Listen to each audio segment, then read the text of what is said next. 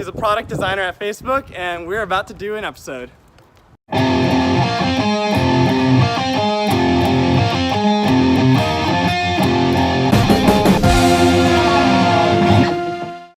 Too much effort. Ready? We have Bona Kim here today. Hey, Bona. Hi. Wanted to just get a quick intro about yourself, where you're from, what you do, what your passions are. I'm a product designer for Facebook right now. I am originally from South Korea. I was born and I grew up there until I graduated high school, and I came to the United States for college. So I've been here, I'm not going to reveal my age. I've been here long enough.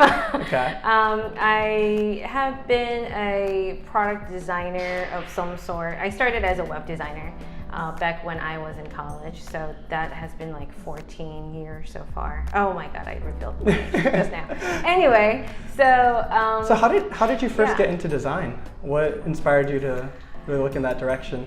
I think coming to the product design as a profession that I am currently doing in the current capacity, it took me a while to get here because I majored fashion design, which is very different from software design. And then I became a buyer and worked for Macy's.com as a product manager / like a assistant buyer. So I went from like fashion design to business to interaction design and now here, and that took me a good 10 years to get Got here. it. I'm sure this is the question everyone wants to hear. What do you actually do as a product designer? Oh boy. So when I first heard the term product designer, I think, and also I wanted to share this, because a lot of people ask me the same question, that, oh, I thought product designer was something who designs like a furniture or a product, like a physical, tangible product. And when I first heard product designer as a software product designer, I thought, oh wow, like I never thought people use that term. And there are many terms that people use, even in software industry, that there's like visual designer, like product designer, UX designer, interaction designer. So they all do like slightly different things. So the reason why I'm mentioning this first is because product designer is kind of like a combination of visual designer and interaction designer. So most of the time I am working on like collaborating with the team to decide what to build, and half of the time I'm designing the actual experience. So on the first part, so depending on what part of the product development process we are as a team, my day-to-day would look very different. Got it. On the first part, I would focus a lot more on user research and prototyping, exploratory design. Once we know what to build, I would be doing more iteration of actual design specking, motion graphics, and visual design. So more like a pixel perfection kind of thing. So you're saying that the first part is more about the ideation, coming up with exactly what you want to do, and then the second part is more about just implementing the mods, right? Yeah, like or come up with the ways how to solve the problem that you decide to focus on. Yeah, that makes sense. So which one of those areas do you prefer?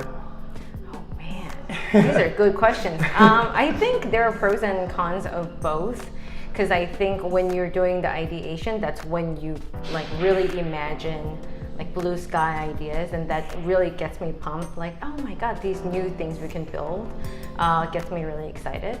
But if you don't have the second part, and if you just keep on ideating and never make anything into reality, that gets really daunting. So I think you definitely need both parts. I love both parts pretty much equally. Yeah, so I'm sure that a lot of people, especially people that are just starting to get into design, are probably more familiar with the second part, right? You learn how to use the different tools, you learn how to actually create mocks. Right. How would you advise someone to improve on the ideation part? I think the ideation part, and these are really good questions, by the way. I think we kind of like have this term product thinking, and product thinking is something to for someone, the ability to think about business case and user case at the same time.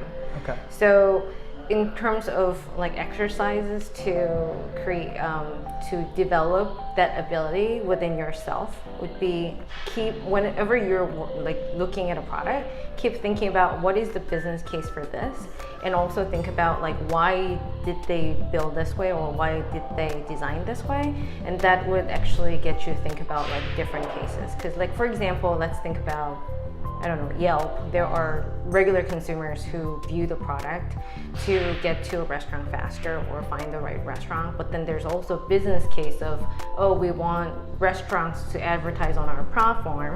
And then there's also restaurants who are reviewed and also advertising, right? So there are almost like 3 different actors. Yeah. And if you have the ability to think about these different angles and how to make the right balance, because if you kind of lose that balance, you are either going to lose the users, you're either going to lose the advertisers, or you're going to lose the revenue. So you have to think about like an ecosystem, and thinking about that as you use different software or product would get you build more of this ability over time. So final question then, what advice do you have for people that are just aspiring to be product designers? Or just general life advice too. General life advice. I think those two are pretty different. Okay. I think for becoming a product designer, because it includes so many different parts of design, people tend to ask me this question all the time. Yeah. And because it has like motion graphic, it has like business thinking, it has like user research, it has psychology, it has just so many different things in it. And I think it's important to build your hard skills, something like graphic design, visual communications, or motion graphic as one of your tool to have is really great. I wasn't traditionally trained as a graphic designer, but I think it would have been great if I had been. And I think also it would be great if you develop a sense of like business strategy or product thinking through like maybe you look more into like startup techniques or like HCI, interaction design, or What's HCI again? human computer interaction. Yeah, so that also will help you how to navigate through how to like architecture your thinking versus there are more surface level hard skills that would get you really far as well. Because even if you have a great idea, so one area is how to have a great idea is one area, and then the other one is how to make that into reality. Because if you fall short on execution, then nobody would really want to use your product anyway.